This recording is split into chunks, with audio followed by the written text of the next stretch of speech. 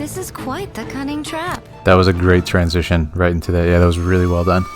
Relaxing music too. I like the vibe here. See? Very, very smooth, very relaxing movement when I go half speed here. You can kind of see that showcased because of the higher frame rate. It's very, very relaxing.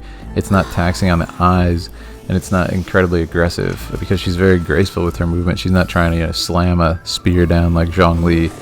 So I'm really curious what her role is in sort of like Inazuma society. And she has a cruel side that comes out. I'm curious, is that like part of the lore?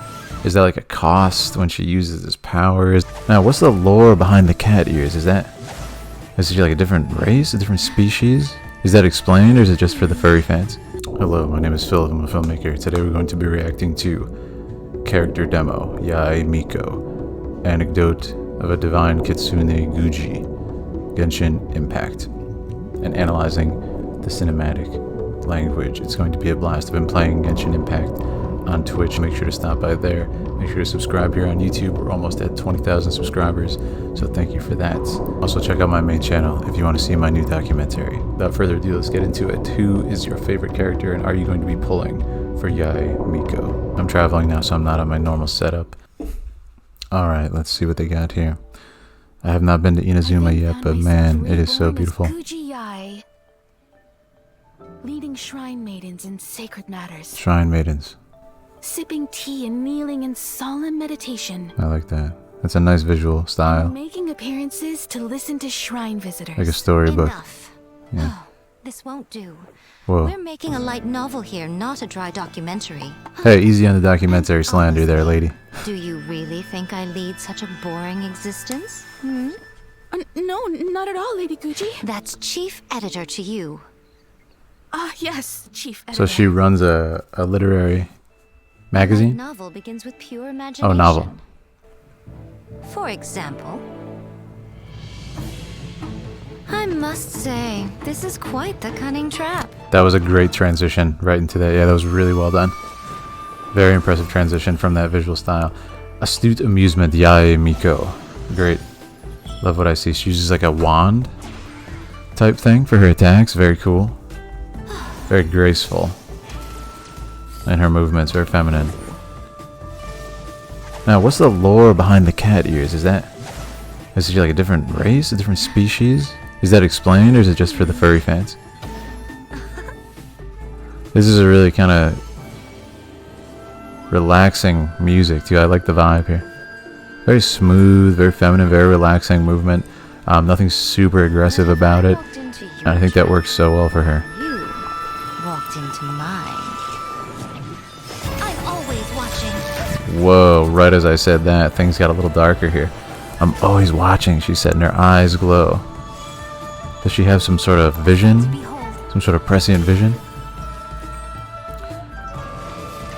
I like these samurai type characters. Are they enemies in Inazuma? I've not been there yet.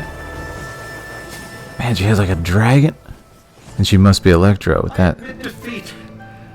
Just do it. Exercise me. Oh, they're possessed. Exorcise you? But I thought you weren't ready to return to the cycle. So Whoa. first, let me show you what a cruel world this can be. Oh, she's got a sadistic side, huh? What in the world? It's so graphic. You'd never really do something like that, would you? Splendid. When the reader starts asking that question, you know you've written a good one. Wow, that's crazy. So she has like a dark side, or maybe not. Maybe it's just did this actually happen, or is this her novel being written?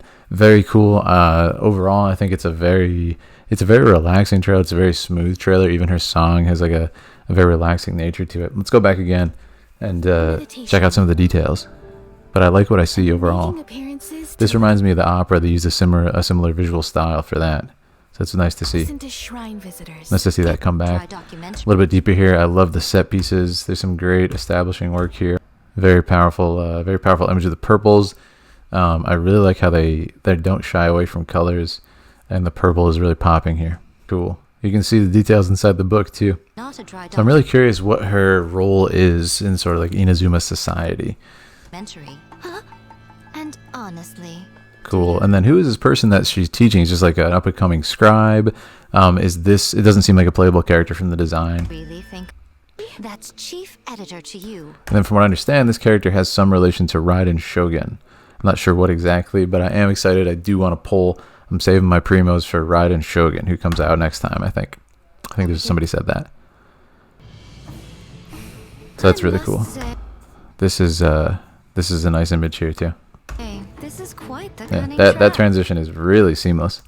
If we go back just a little bit, let's try this. I must say. Try and like pause play here. So, yeah, what they did is they've created a mask on this part, this edge of the character here. We're already in the 3D world here when they pan, and then it comes over, and that's a really nice edit. Very impressive. Trap. Yeah, I like how they continuously combine different visual styles. I think it brings a lot of flair to it. Now let's see if we can read it. As always, as per tradition, the microscopic text here. Let's see if I can read it. Lean in. Lady Guji of the Grand Murakami Shrine also serves as the editor-in-chief of Yae Publishing House. Unexpected intelligence and cunning are hidden under her beautiful appearance. So there you have it. There you have it. Very cool. Yeah, I really like the drawing of her. I feel like the drawing is a little bit more fluffy, a little bit more ruffled, like very big in her attire. And I feel like it's a little bit less so inside the game. So let's see the visual again. Yeah, they lost a little bit of that flowiness of her outfit inside the game. It's a shame.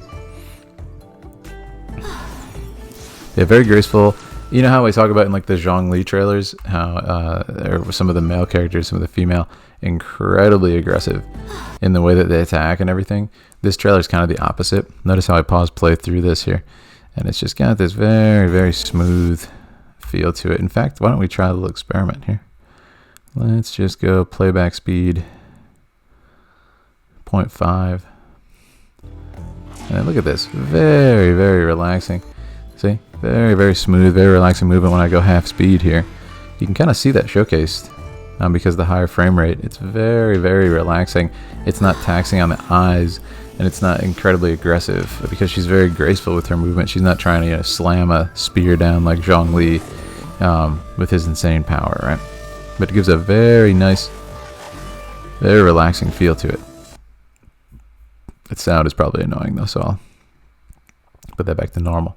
But I just want to kind of showcase how easy it is on the eyes as compared to some of the other trailers.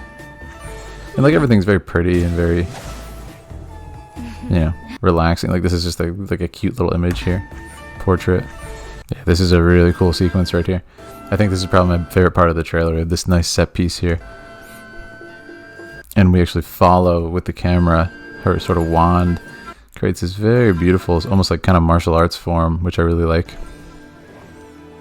Yeah, really, really relaxing, really graceful. Even the camera cuts here are very, they flow with the edit. There's no sharp cuts that are going to be jarring to the eye. I think that's kind of the hallmark of the shot selection for this. And now we have this almost like different character. So she completes this kind of ritualistic dance, and then she transforms into this very different personality.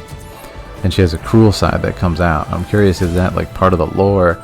Is that like a cost when she uses this power? Is that something that, you know, affects her? Is taken from her, her mercy? Very interesting. That was a nice image with the petals too. Yeah.